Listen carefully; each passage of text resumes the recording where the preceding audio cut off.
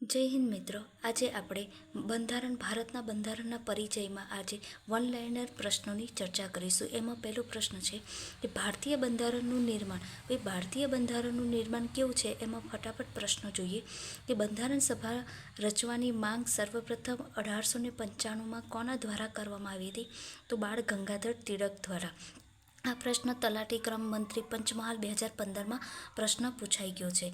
બીજું, ભારત માટે બંધારણ સભાની રચના હેતુ બંધારણ સભાનો વિચાર સર્વપ્રથમ કોને પ્રસ્તુત કર્યો હતો? તો સ્વરાજ પાર્ટીએ 1924માં, CSE 1996ની અંદર પૂછાઈ ગયેલો પ્રશ્ન છે. 1924માં બ્રિટિશ સરકાર પાસે ભારતના બંધારણ નિર્માણ માટે કોણે માગણી કરી હતી? અહીંયા મોસ્ટ ઇમ્પોર્ટન્ટ આ પ્રશ્ન છે કે ભાઈ 1924માં બ્રિટિશ સરકાર પાસે ભારતના બંધારણના નિર્માણ માટે કોણે માગણી કરી હતી? તો મોતીલાલ નહેરુ. ફોર્થ, ભારતના બંધારણને બનાવવા માટે બંધારણ સભાની રચના માગણી રાષ્ટ્રીય કોંગ્રેસ દ્વારા સર્વપ્રથમ ક્યારે કરવામાં આવી હતી? તો 1905. ભારતની જનતા સ્વયં પોતાના ભવિષ્યનું નિર્માણ કરશે. આ વિધાન કયા વ્યક્તિનું છે? જો ઘણીવાર પ્રશ્નની અંદર આપણને બંધારણની અંદર વિધાન પણ પૂછી શકે છે. તો અહીંયા જવાબમાં શું આવશે? આપણા રાષ્ટ્રપિતા મહાત્મા ગાંધીજી. બંધારણ સભાની રચનાની સૈદ્ધાંતિક સ્વીકૃતિ સૌપ્રથમ કોના દ્વારા અને ક્યારે મળી હતી?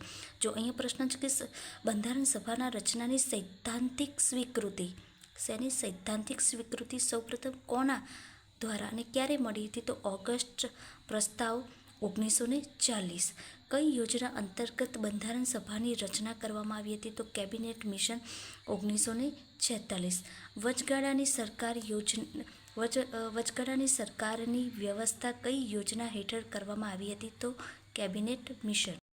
ઈસવીસન 1946માં બ્રિટિશ સરકારના કેબિનેટ મિશનમાં કયા કયા સભ્યોનો સમાવેશ થતો હતો? તો 1946માં બ્રિટિશ સરકારના કેબિનેટ મિશનમાં sir Pethick Lawrence, sir સ્ટેમફર્ડ Cripps, એવી એલેક્ઝાન્ડર. 10. બંધારણ સભાની સૌપ્રથમ બેઠક ક્યારે મળી હતી? તો 9 ડિસેમ્બર 1946ના રોજ. 9 ડિસેમ્બર 1946ના રોજ બંધારણ સભાની સૌપ્રથમ બેઠક મળી હતી. 11. બંધારણ સભાની સૌપ્રથમ બેઠક ક્યાં મળી હતી? તો દિલ્હીમાં. બરાબર. બંધારણ સભાની સૌપ્રથમ બેઠક ક્યારે મળી હતી? તો 9 ડિસેમ્બર 1946માં. બંધારણ સભાની સૌપ્રથમ બેઠક ક્યાં મળી હતી? તો દિલ્હી.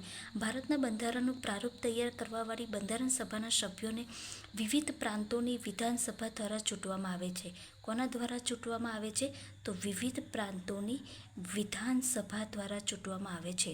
આ CSE 2002માં પૂછાયેલો પ્રશ્ન છે, મોસ્ટ IMP પ્રશ્ન.